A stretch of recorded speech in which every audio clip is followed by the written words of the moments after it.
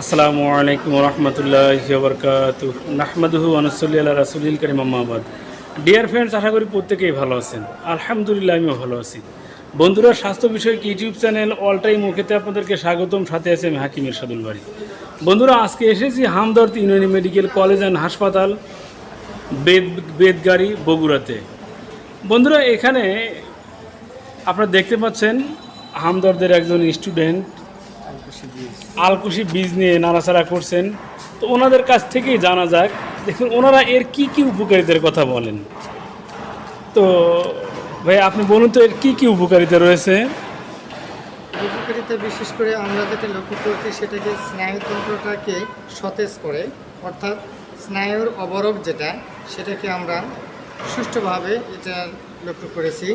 এবং পার্কিনসন্স ডিজিজের ক্ষেত্রে এটা 100% কার্যকরী, যা আমরা পরীক্ষিত। তো এটা কি শুধু পার্কিন্স ডিজিজেই কাজ করে নাকি আরও কোনো কার্যকারিতা রয়েছে? জি, সুন্দর প্রশ্ন। শুধু পার্কিনসন ডিজিজের ক্ষেত্রে যে এটা উপকারী তা নয়, এটা সেক্সুয়াল ড্যাবিলিটির ক্ষেত্রে অনেক উপকারিতা আছে। যেমন যাদের বীর্য তরল হয়ে যায় সেটাকে গাঢ়ত্ব করার জন্য এটা ব্যবহার করা হয়। এবং অনেক সময় যাদের লংজিভিটি অর্থাৎ দীর্ঘ সময় নেয় না, এক্ষেত্রেও এটা কার্যকারিতা অনেক বৃদ্ধি পায়। এবং এটা আমরা লক্ষ্য করছি যে স্বপ্নদোষের ক্ষেত্রেও যাদের অধিক স্বপ্নদোষে যাদের বীর্যটা পাতলা হয়ে গেছে, সেই ক্ষেত্রে এটা যদি আমরা নিয়মিত সেবন করি তাহলে বীর্যটা গাঢ় হয় এবং ঘনত্বটা বেড়ে যায়। ফলে আমরা এই রোগ থেকে উপকারিতা পেতে পারি। এর সেবন বিধি হচ্ছে সকাল এবং সন্ধ্যা 5 গ্রাম পরিমাণে, সর্বোচ্চ 5 গ্রাম পরিমাণে কুসুম গরম দুধের সঙ্গে সকাল এবং সন্ধ্যায় যদি আমরা দীর্ঘ 1 থেকে 2 মাস কিংবা 3 মাস পর্যন্ত রোগের স্থায়িত্ব ভিত্তিক এটা দেওয়া যায়।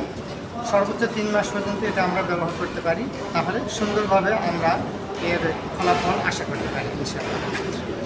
জি, ধন্যবাদ হাকিম শামসুর রহমান সাহেবকে। তো বন্ধুরা, আপনারা দেখতেই পাচ্ছেন এটি কিন্তু সেই আলকুশি যেটি একদম ন্যাচারাল প্রকৃতিতেই হয়।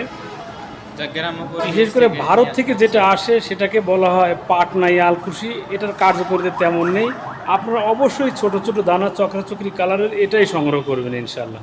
ধন্যবাদ সবাইকে।